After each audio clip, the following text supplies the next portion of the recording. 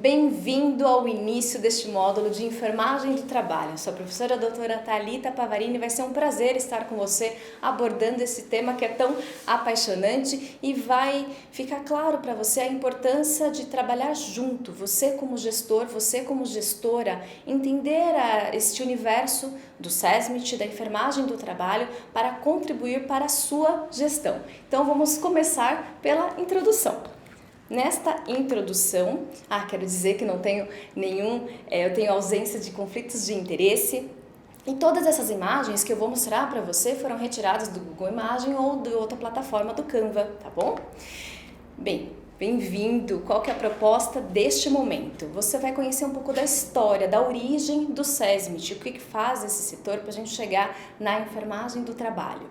Conhecer a história deste serviço. E é importante vamos pensar junto, por que será que dentro de uma instituição hospitalar, que é a instituição que você vai gerir, é necessário que tenha este serviço, que tenha este setor, que tenha um custo envolvido com este setor? Você já teve essa experiência, esse contato de passar justamente pelo SESMIT? E como que foi essa experiência? Foi um contato breve eu fiz o exame admissional, talvez um periódico e um demissional, ou teve alguma outra ação? Isso é importante. A sua experiência, traga ela comigo em todo o módulo. Vai ser super importante. Eu convido você a refletir sobre um momento enquanto colaborador, porque para você entender o que os seus colaboradores vão passar e necessitar, e também claramente como gestor. Então faço esse convite para que você o tempo todo pense nesses exemplos, para que a aula possa ficar mais rica. Eu convido você a assistir esse vídeo que aborda a história da medicina do trabalho. Vamos fazer uma retrospectiva bastante interessante com pontos históricos, que a história é vasta, ela é riquíssima, mas para ficar mais dinâmico eu convido você a assistir esse vídeo que está disponibilizado agora na aula, e terminando esse vídeo a gente retorna para fazer algumas considerações. Histórico da segurança e saúde do trabalho. Ao longo da história, mas com evolução ao longo dos anos, o homem passou a demonstrar preocupação com a saúde e a segurança dos trabalhadores. Acidentes e doenças com graves consequências para a integridade física e para a saúde dos trabalhadores surgiram, não só para entender as origens e os motivos de suas ocorrências, mas também para evitar a sua repetição e garantir melhorias nas condições de vida. Muito do desenvolvimento atual da área de segurança do trabalho se deve aos que perderam a vida ou ficaram incapacitados em decorrência da utilização de novas tecnologias, novos processos e novos produtos que demonstraram ser prejudiciais ao longo do tempo, uma vez que se não conheciam os riscos até que se estudasse os seus efeitos. As datas são apresentadas cronologicamente a seguir, são de aproximadamente 400 anos antes de Cristo até os anos de 1978. Dando ênfase à criação, mudança ou alteração de um dado evento, não se aprofundando no assunto. –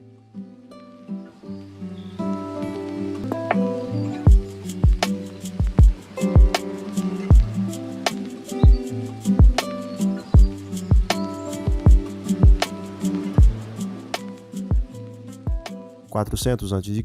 a 50 a.C., aproximadamente. Identificação de envenenamento por chumbo em mineiros e metalúrgicos por Hipócrates em seu clássico Ares, Águas e Lugares. Utilização de bexigas de animais como barreiras para reter poeiras e fumos durante a respiração por Plínio, o Velho, em seu tratado de Histórias Naturais. Em 1473, houve o reconhecimento do perigo de alguns vapores metálicos e a descrição de envenenamento ocupacional por mercúrio e chumbo, por Ellenborg, com sugestão de medidas preventivas. No ano de 1556, Georgius Agricola elabora a descrição do processo de mineração, fusão e refino de metais, mencionando doenças e acidentes acontecidos, sugestões para a prevenção e a inclusão do uso de ventilação para essas atividades. Primeiro livro a abordar a questão da segurança, denominado de Ré Metálica.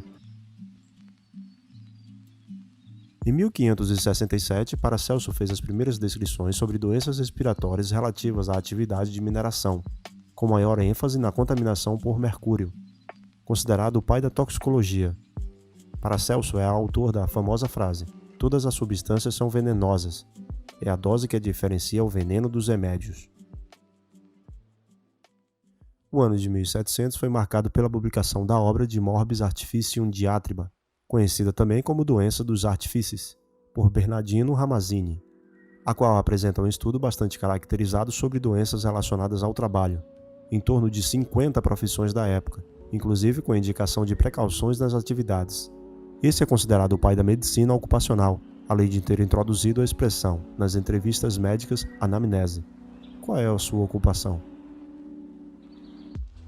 Na Inglaterra, no ano de 1775, Percival Lott promoveu a caracterização do câncer do escroto, doença diagnosticada entre os trabalhadores que tinham como tarefa limpar chaminés, cuja causa identificada foi a fuligem e a ausência de higiene.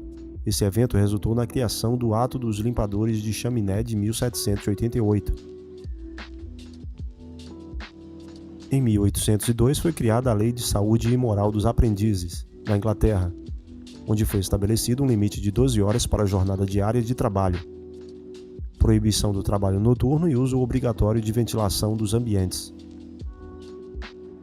Em 1830 foi publicado na Inglaterra um livro sobre doenças ocupacionais por Charles Thackray e Percival Lott, os efeitos das principais atividades, ofícios e profissões, do estado civil e hábitos de vida, na saúde e longevidade, com sugestões para a remoção de muitos dos agentes que produzem doenças e encurtam a duração da vida.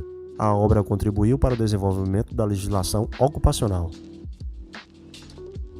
Em 1833, também na Inglaterra, foi criada a Lei das Fábricas, que fixava em 13 anos a idade mínima para o trabalho, proibia o trabalho noturno para menores de 18 anos e exigia exames médicos das crianças trabalhadoras. Em 1835, Benjamin Creed publicou o livro Influência dos Negócios, Profissões e Ocupações na Produção de Doenças nos Estados Unidos.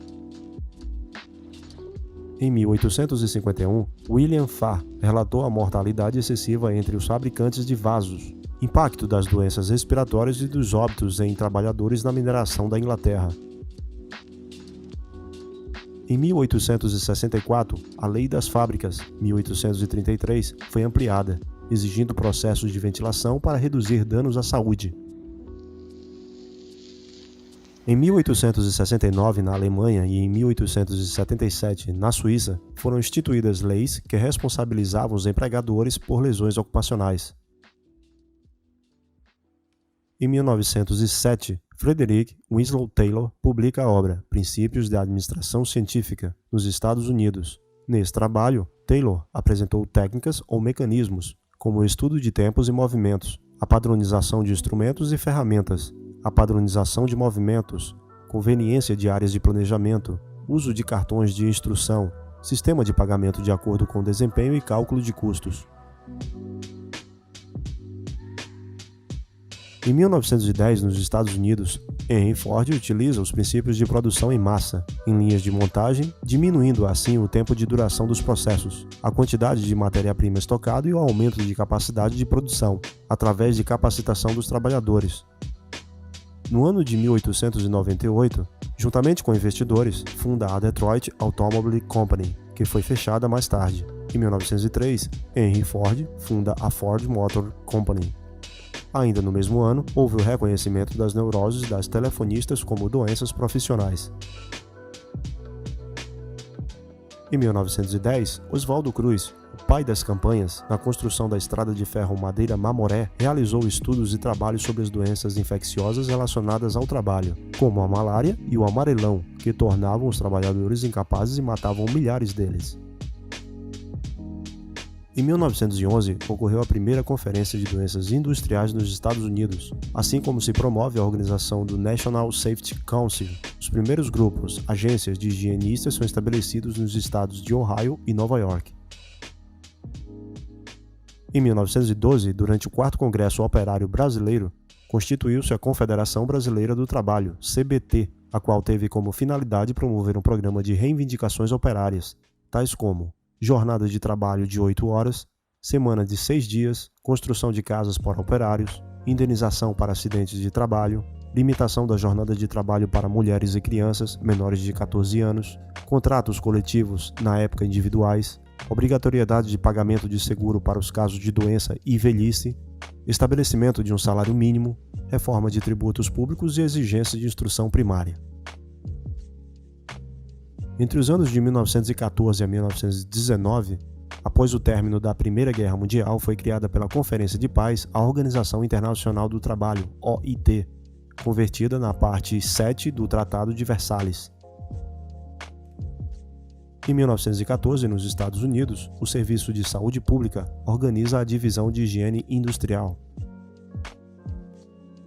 Em 1918, o presidente do Brasil, Venceslau Braz Gomes, cria, através do Decreto nº 3.550, o Departamento Nacional do Trabalho, com o intuito de regulamentar a organização do trabalho.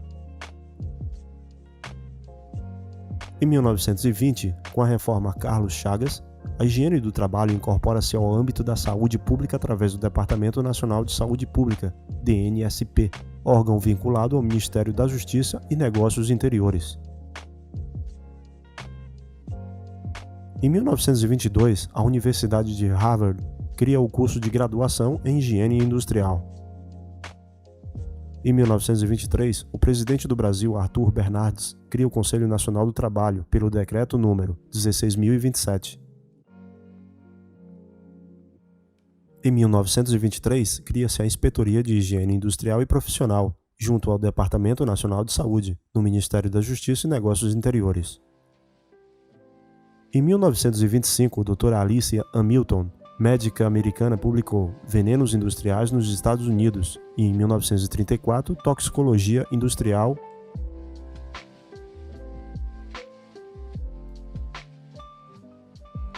No ano de 1930, o Ministério do Trabalho, Indústria e Comércio é criado via Decreto número 19.433, assinado pelo presidente Getúlio Vargas. O Ministério assumia as questões de saúde ocupacional e era coordenado pelo ministro Lindolfo Leopoldo Boekel Collor, empossado na ocasião. Em 1934, com o Decreto Legislativo número 24.637, é criada a Inspetoria de Higiene e Segurança no Trabalho, ampliando-se assim o conceito de doença profissional. Tal decreto é considerado a segunda Lei de Acidentes do Trabalho. Em 1938, a Inspetoria de Higiene e Segurança do Trabalho, Decreto número 24.637, se transforma em Serviço de Higiene do Trabalho, passando, em 1942, a denominar-se Divisão de Higiene e Segurança do Trabalho. Em 1938, nos Estados Unidos, foi fundada a CGIH. Em 1939, também nos Estados Unidos, é fundada a AIH, a ASA, atualmente ANSI, e a CGIH publicam a primeira lista de concentrações máximas permissíveis, MACs, para substâncias químicas presentes nas indústrias. Entre os anos de 1939 e 1945, durante a Segunda Guerra Mundial, foram desenvolvidos programas de higiene para manter a capacidade produtiva na indústria, até então com atenção voltada somente para a indústria bélica e operada por mulheres. Em 1943, a CGIH publicou os primeiros limites máximos permissíveis, passaram a ser chamados de limites de tolerância, TLV, Threshold Limit Value. Em 1943, no Brasil, com o Decreto-Lei nº 5.452, de 1º de maio, entra em vigor a Consolidação das Leis do Trabalho, CLT, com capítulo referente à higiene e segurança do trabalho.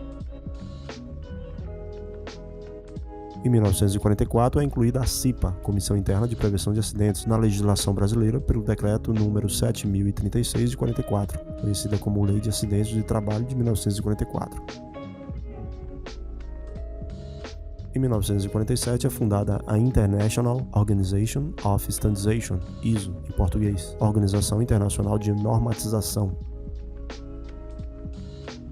Em 1948 é criada a Organização Mundial de Saúde, OMS, com políticas voltadas também à saúde dos trabalhadores. Em 1949 é criada a Ergonomic Research Society, Sociedade de Pesquisas Ergonômicas. Em 1953, a Portaria número 155 regulamenta as ações da CIPA. Em 1953, é publicada a Recomendação número 97 da OIT sobre proteção da saúde dos trabalhadores. Em 1956, o governo brasileiro aprova por decreto legislativo a Convenção número 81, Fiscalização do Trabalho da OIT. Lei Julian publica a obra A Neurose das Telefonistas, Síndrome Geral da Fadiga Nervosa, em 1956. Em 1957, em conferência da OIT, foram estabelecidos os objetivos e o âmbito de atuação da saúde ocupacional. Em 1959, na Conferência Internacional do Trabalho, é aprovada a Recomendação número 112, que trata dos serviços de medicina do trabalho. Em 1960, o sistema Toyota de produção enxuta, conhecida como toyotismo, é consolidado como filosofia de produção, caracterizado por funcionar de maneira oposta ao Fordismo. Tinha como princípios o mínimo de estoque e a produção do bem realizada de acordo com a demanda do tempo. A flexibilização desse método ficou conhecida como just-in-time. Em 1966, através da Lei nº 5.161, é criada no Brasil a Fundação Centro Nacional de Segurança, Higiene e Medicina do Trabalho, Fundacentro, com o objetivo de realizar estudos, análises e pesquisas relativas à higiene e à medicina ocupacional. Atualmente é denominada de Fundação Jorge do Prado Figueiredo, de Segurança e Medicina do Trabalho, alterado no ano de 1978. Nos Estados Unidos, em 1970, é criada a OSHA, Occupational Safety and Health Administration, como agência integrante do Departamento do Trabalho, e a NIOSH, como parte do Departamento de Saúde e Serviços Públicos. Coube à OSHA a responsabilidade do estabelecimento de padrões e ao NIOSH, realizar o desenvolvimento de pesquisas e fornecer recomendações de padrões à OSHA. No mesmo ano, a OSHA estabeleceu os primeiros padrões conhecidos como PEL, e o Brasil foi considerado o país onde ocorria o maior número de acidentes de trabalho no mundo. Em 1977, no Brasil, a Lei nº 6.514 altera o capítulo 5 da CLT, Consolidação das Leis do Trabalho, agora relativo à segurança e à medicina do trabalho. No ano de 1978, no Brasil, através da Portaria número 3.214, de 8/6/1978, aprovou as normas regulamentadoras NR, do capítulo 5, título 2 da Consolidação das Leis do Trabalho, relativas à segurança e medicina do trabalho. Nesse mesmo ano, foram aprovadas outras 28 NRs, as quais sofreram várias alterações ao longo dos anos. Esse foi um breve histórico com as principais datas que contribuíram com a evolução da segurança no trabalho. A história não para, e muito ainda há por vir.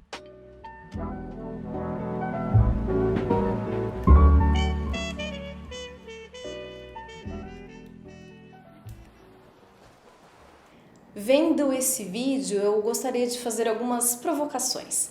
Diante dessa história, o que você acha de fato, o porquê que de fato existe esse setor? Por que de fato existe a necessidade de ter um setor voltado à segurança ocupacional, voltado ao trabalhador? E aí a gente não pode ter muita inocência, né? A gente lembra que isso está voltado à questão econômica, que os trabalhadores são peça-chave para ter a economia funcionante. E também o quanto que foi marcante a Revolução Industrial, porque houve essa migração dos trabalhadores do campo para a cidade, e nessa nova realidade muitos acidentes aconteceram. Mas qual que é o principal problema do acidente? É que a perda da mão de obra. Então, a inocência, eu brinco, né? Está muito relacionada, esse momento está muito relacionada à questão econômica. É claro que a gente vai ver, você vai ver durante as nossas aulas que há essa mudança de concepção relacionada ao setor. No entanto, a gente não pode esquecer essa origem, que este setor ele existe para que o colaborador, para o trabalhador, para o funcionário continue executando as suas atividades e, claro, movimentando a economia. Então isso é bastante importante que fique claro. E aqui vou fazer alguns destaques durante a história da medicina do trabalho, do mundo, e a gente depois vai focar no Brasil. Tem pontos bastante importantes. Então, é considerado aqui o pai da medicina do trabalho, o Bernardino Ramazzini, que teve essa grande contribuição a escrever o livro relacionando as doenças dos trabalhadores. Isso é fundamental porque teve essa associação em relação ao tipo de trabalho executado e às consequências, as doenças desenvolvidas por esta atuação. E agora, hoje em dia, é super comum, você passa por uma avaliação, você passa pelo exame admissional de uma instituição e qual que é a pergunta clara, né? Qual que é a sua atuação anterior e qual que será a sua atuação nesta empresa? Porque diante deste conhecimento já é possível traçar um perfil de possíveis doenças que podem ser adquiridas pela execução desta atividade. E no universo hospitalar, nós temos diversas profissões ali inseridas. Bem, você vai perceber que durante as aulas, ora eu posso utilizar colaborador, porque vai depender inclusive da instituição que você vai gerir, trabalhador, que isso é o que está na legislação. Também pode ter outros termos, mas estamos falando do mesmo universo. Vai depender se você está no universo de empresas públicas, será o funcionário. Então, a depender de onde você está, existe um termo utilizado, mas estamos falando do mesmo indivíduo, estamos falando de uma pessoa que emprega ali o seu horário, o seu trabalho em prol daquela instituição. E diante deste conhecimento, desse livro, isso foi um marco na área de medicina do trabalho para que pudesse sempre acompanhando de perto esses profissionais, e a palavra-chave que vai acompanhar esse módulo é a prevenção. Prevenção é a palavra-chave para nós entendermos o que significa de fato este setor, o que significa a medicina do trabalho, a engenharia de segurança e, claro, inserida nesse contexto, a enfermagem do trabalho. E isso foi importante para conhecer que os médicos, os enfermeiros que atuam nesse setor, é importante a partir desse marco para compreender justamente essa história, para acompanhar esse colaborador nessa nova jornada. E a Revolução Industrial, como você pôde ver no vídeo, ela foi realmente um marco. E tem histórias, se você gosta de história, tem muito material interessante e que hoje você pode olhar e falar, insano, as condições de trabalho. Hoje é muito claro que trabalhar 18 horas por dia, que um local que não tenha ventilação, um local que não tenha iluminação adequada, vai reduzir a minha capacidade de trabalho, vai reduzir o meu tempo de trabalho. A minha idade economicamente ativa, ela vai ser reduzida. Então, hoje a gente tem essa clareza, mas para chegar nessa clareza teve este movimento com grande impacto na Revolução Industrial para perceber o quanto que estava impactando aquelas condições de trabalho. Claro que ainda teve a questão específica do trabalho de crianças, do trabalho de mulheres gestantes, que hoje nós temos toda uma legislação que ampara essas pessoas para que de fato elas continuem a produzir, que elas não encurtem o seu tempo de produção econômico, mas que tem que seguir as regras que hoje a gente entende que são claras, mas que na época era um novo modelo, era uma nova forma de produzir. Então a Revolução Industrial realmente foi um marco e teve que, devido a essas consequências, teve mudanças, exigências do processo produtivo. E importante dizer, essas melhorias não foram ao acaso. Os movimentos sociais eles foram extremamente importantes para que aqueles gestores compreendessem que a vida deles estava em jogo. E aí hoje você é um gestor, você é um futuro gestor. Então é importante ter este olhar que quem vai produzir os benefícios, as riquezas da sua instituição, começa por pessoas. Isso é importante ter este olhar. É claro que tem toda uma questão econômica envolvida, mas a gente tem uma pessoa que faz com que isso aconteça para você. E também nós temos aí, vejam que historicamente é muito interessante, por isso que eu destaco algumas datas, porque se nós pensarmos em termos de história, é tudo muito recente. Eu sei que nós temos aí mais de 200 anos, nós temos, mas historicamente isso tudo é muito recente. Sair do histórico que o ser humano era majoritariamente da agricultura, nômade, para estarmos fixos em um local, fazendo sempre a mesma função, Convido você a assistir aquele vídeo de Charles Chaplin, Tempos Modernos, que mostra isso muito bem, as doenças ocupacionais provenientes daquele sistema, aquele modelo de produção repetitivo. É muito interessante, é genial. Convido você a assistir esse material, que eu vou deixar disponibilizado o link no material complementar deste módulo. E vejam, 1830, historicamente, é recente, é bastante recente. E o que aconteceu também para ter esse registro de medicina do trabalho? Então, por que aconteceu a abertura deste serviço? Um empresário do setor têxtil, o Robert Durham, já na Revolução Inglesa, Revolução Industrial Inglesa, ele pegou um médico particular e falou, e percebeu o que estava acontecendo com os seus funcionários. E falou, vamos lá entender qual que é o cenário, o que está acontecendo, por que eu tenho acidentes, por que eu tenho adoecimento. E a conclusão mais rápida de ter o adoecimento e as doenças é o afastamento deste funcionário. E aí eu tenho uma sobrecarga do setor e a minha produção fica comprometida. Então, já uma grande lição que nós temos desse início da medicina do trabalho é o olhar atento ao local. Eu não posso entender os riscos aos quais o meu funcionário está exposto se eu não estou presente, se eu não estou observando o processo de produção. Eu posso entender exatamente todas as etapas, eu tenho um fluxograma estabelecido, mas eu de fato estou olhando como acontece este processo de produção?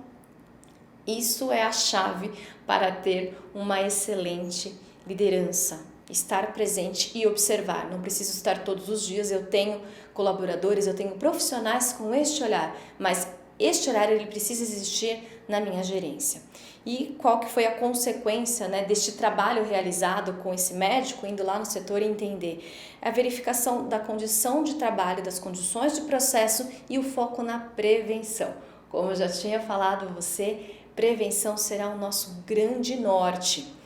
Nós temos, claro, uma dificuldade relacionada ao modo de pensar nacional que não está muito associado à prevenção. De uma forma geral, o sistema médico, o sistema de saúde, ele atua mais na intervenção, no tratamento. Depois que descobriu alguma doença, o que fazer com ela? Claro, tem o processo de diagnóstico, mas o processo de prevenção ainda é um desafio. Mas fica comigo, em todos esses módulos você vai perceber, inclusive numericamente, o que significa atuar na prevenção ao invés depois da intervenção.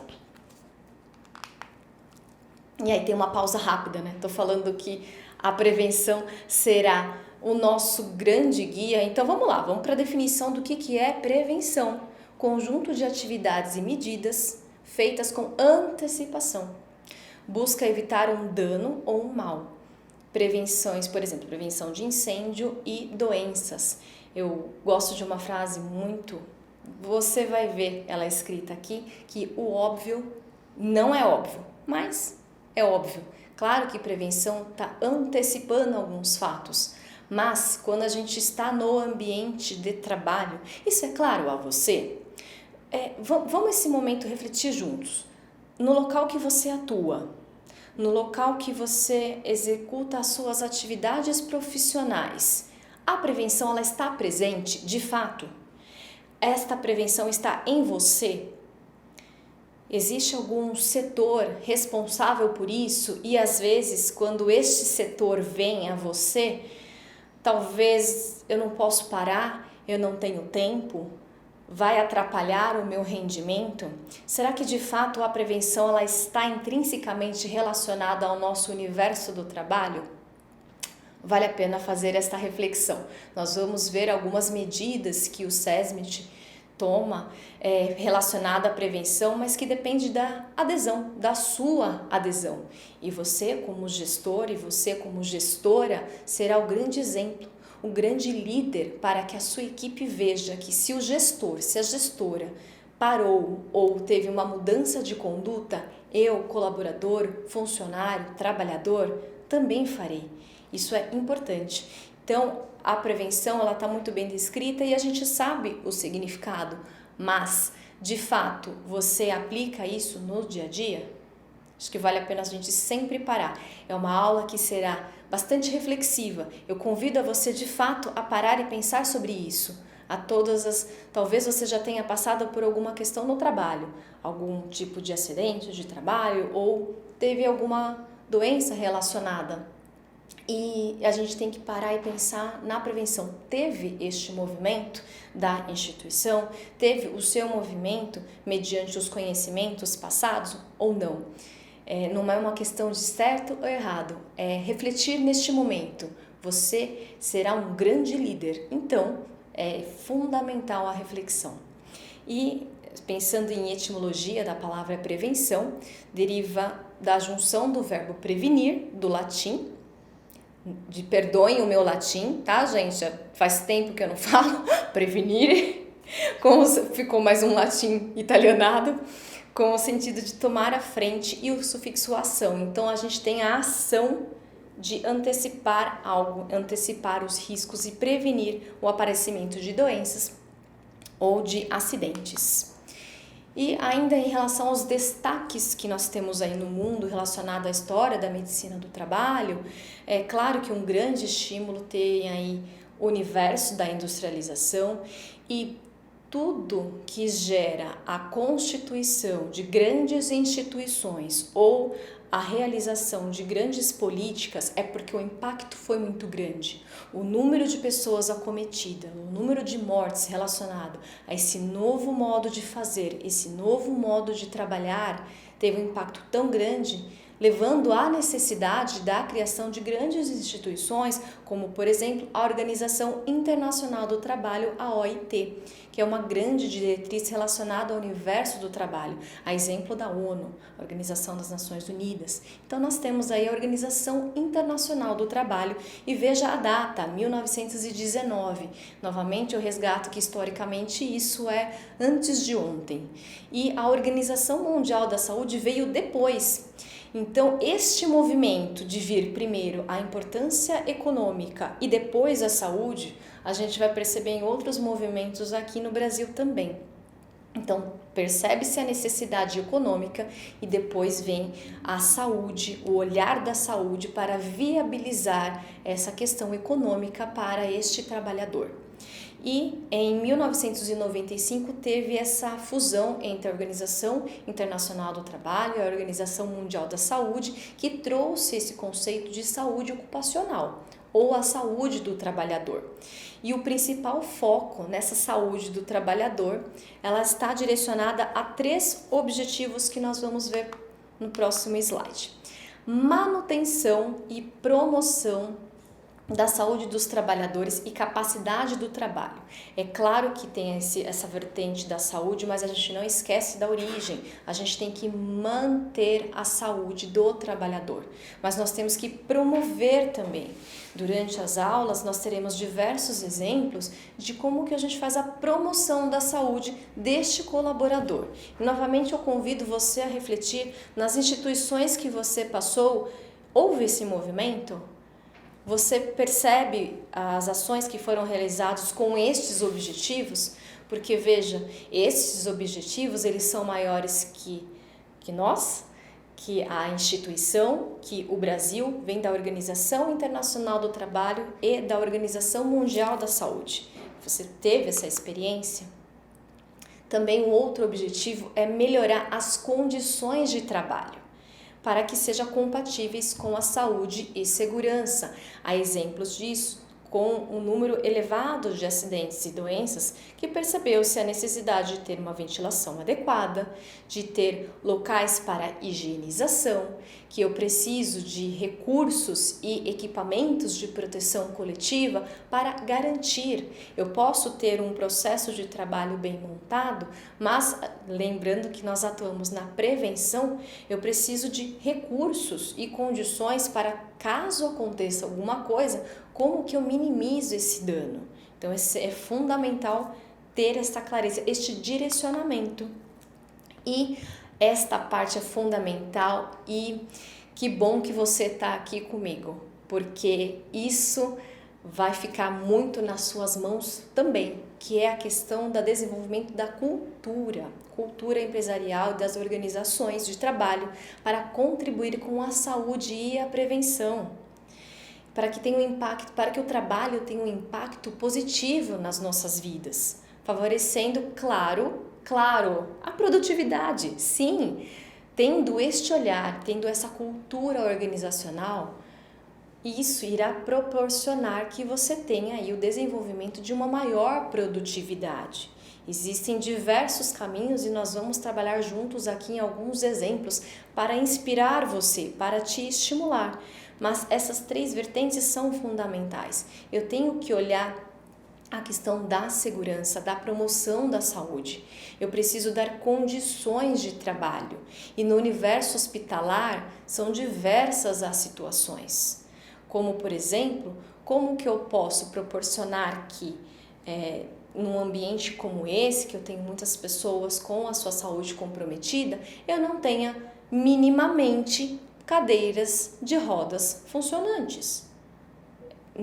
É muito pequeno esse exemplo, mas o que isso traz para a experiência do paciente ou cliente, dependendo da instituição que você está, você vai falar paciente ou você vai falar cliente. E a saúde do trabalhador, como que você faz isso? Como que você viabiliza?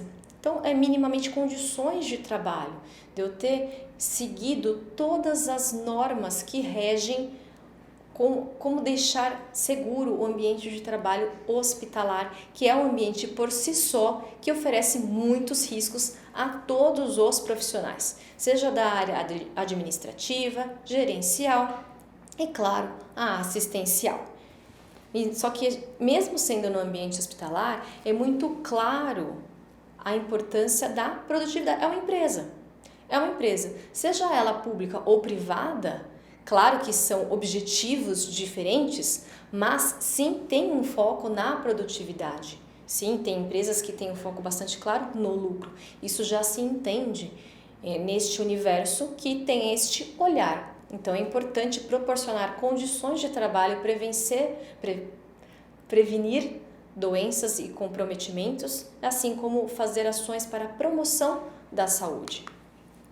Em relação à cultura empresarial, e aí você será peça-chave para essa cultura empresarial. Precisa ter uma consonância com os valores adotados por esta empresa. É super importante aquelas palavras mágicas de missão, visão, valores.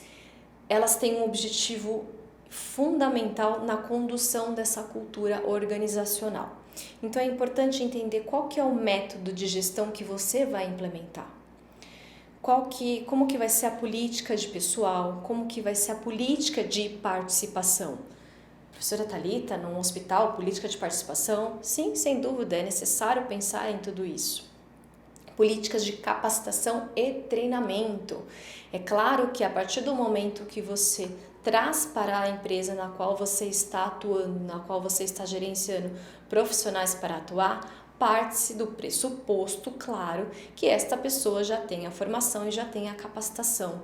No entanto, é fundamental que haja um alinhamento entre a cultura da instituição a qual você atua e a que essa pessoa está trazendo. Alinhamento de processos, isso é fundamental. E como que a gente consegue garantir isso? Com as capacitações e os treinamentos. É chave, é fundamental. Instituições que não zelam por este setor têm uma dificuldade muito grande, porque cada profissional irá conduzir de uma forma e essa ausência de padronização dificulta, inclusive, nos ganhos e na interpretação dos dados, porque cada um está fazendo de uma forma muito diferente. E é claro, precisamos ter recursos para gerir a qualidade. Já fizemos esse vai e volta em relação a alguns destaques que teve no mundo, mas agora vamos fazer alguns destaques aqui no Brasil. E novamente eu convido você a olhar as datas. 1934, obrigatoriedade da comunicação de acidentes. Veja, 1934, antes os acidentes aconteciam e ninguém precisava saber. não tinha essa obrigatoriedade. Hoje nós entendemos que é óbvio e que é fundamental que, uma vez que aconteceu algum acidente no ambiente ao qual você está gerindo, é fundamental que isso haja uma comunicação aos órgãos reguladores. Isso não existia. Então os acidentes, as mutilações, as mortes, as doenças simplesmente não eram contabilizadas. E novamente, se houve essa necessidade, é porque o número foi muito alarmante, somado aos movimentos sociais. Nada acontece por acaso. Em 1943, depois disso que veio a consolidação das leis do trabalho, a CLT. Então, vejam novamente a questão das datas.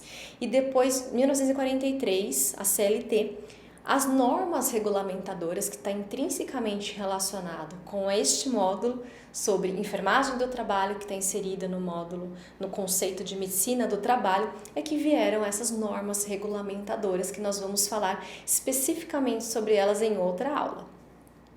E tudo isso, ela está dentro de algo muito maior, que está dentro da disposição complementar do capítulo 5, da segurança e medicina do trabalho, que está lá na nossa Constituição. Então está lá na consolidação das leis do trabalho. Então tem um capítulo específico para isso. E novamente eu chamo a atenção para as datas. Tudo que vem de uma legislação, até que todos possam seguir, entender a importância, realizar as ações, leva um tempo. Não é porque saiu essa lei que todas as empresas elas vão aplicar da forma como deve ser aplicada. Haja vista que nós temos diversos exemplos de instituições que talvez você tenha passado e não tenha percebido essas atuações, esta preocupação. Nós temos exemplos de empresas que têm uma infinidade de processos trabalhistas relacionados a este universo de prevenção ou de aquisição de doenças de trabalho ou ainda de acidentes de trabalho. Então, nós chegamos às normas regulamentadoras aqui no Brasil. E ela tem uma definição muito clara, são obrigações, direitos e deveres, tanto do empregador quanto do empregado.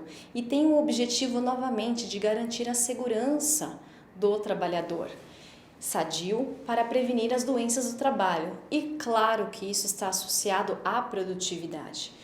É interessante já mudar alguns conceitos que estar de acordo com as normas regulamentadoras tem um grande benefício ao colaborador, ao trabalhador, sem dúvida, mas ao empregador, ao gestor também.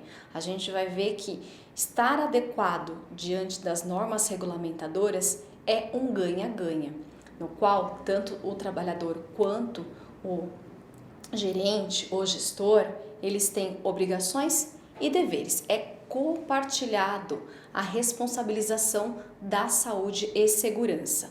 Atualmente, nós temos 37 normas regulamentadoras e sempre há modificações, sempre há modificações, e nós vamos falar sobre elas mais detalhadamente para que você possa entender melhor este universo. E eu gosto muito desta capa de revista que faz uma brincadeira com o diagnóstico que é colocado numa declaração de óbito, que é a causas mortes, que colocado aqui que a causas mortes é o trabalho. Atualmente, nós usamos inclusive a frase: eu estou morrendo de trabalhar, eu estou trabalhando demais, e ninguém acha isso tão estranho. Geralmente isso é interpretado: olha, você realmente está buscando melhorar, você está buscando as suas conquistas. E não, por um lado, não está errado. De fato, para se conquistar algo, de fato, para ser um gerente de excelência, um gestor de excelência, há necessidade de dedicação, há necessidade de envolvimento muito grande no trabalho. E quando você é convidado para gerir um grande projeto, há uma dedicação intensa. Mas, de fato, as longas horas de trabalho, que apesar da CLT ter as recomendações, invariavelmente é comum que diversos profissionais extrapolem e muito a quantidade de horas trabalhadas diariamente. Talvez você esteja passando por isso neste momento e sabe que tem um preço. essa dedicação. Então nós vamos falar, vai ter um módulo que a gente vai falar inclusive de gerenciamento de estresse relacionado ao trabalho. Então fica comigo que vai chegar este momento para que seja mais leve. O trabalho, ele tem uma função central na nossa sociedade. É comum que, ao conhecermos alguém, nós perguntamos claramente o nome e, invariavelmente, a função, a profissão, onde trabalha. E muitas vezes a gente não lembra o nome da pessoa, mas a gente sabe que tem aquela atuação, sabe que trabalha naquela instituição. Tamanha a importância do trabalho na nossa vida, que ele tem na nossa vida. Então, essa dedicação tem um preço. E sim, nós vamos falar sobre isso mais para frente. Tanto é que hoje tem um termo, workaholic. Então, é aquele profissional que se dedica intensamente. Muito mais de 8 horas de trabalho por dia, fins de semana praticamente não existem. E algumas pessoas olham como um elogio. Nossa, como trabalha demais, vai conquistar. De fato, a sua dedicação trará ali as recompensas, mas diversos trabalhos mostram a consequência na nossa saúde. Então, workaholic, se você é workaholic, vamos usar este momento para refletir como que está a sua saúde. E se na instituição que você atua tem este olhar para os workaholics. Gestores têm essa tendência, principalmente se você tiver um telefone corporativo. O telefone corporativo, ele acaba aumentando a sua carga de trabalho. Mas isso é para a gente refletir um pouquinho, tá bom? Mas esta capa, ela é muito chamativa. A gente tem que ter momentos de reflexão.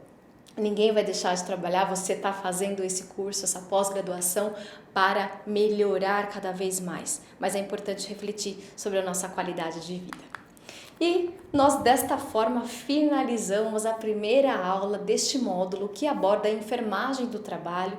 Nós fizemos uma retrospectiva desde lá da Revolução Industrial, o que foi acontecendo e motivando a existência de um setor de medicina do trabalho. Nós passamos aí por questões relacionadas ao Brasil e eu espero que essas reflexões você tenha feito. E convido a você também, pode rever essa aula quantas vezes for necessário para principalmente fazer essas reflexões.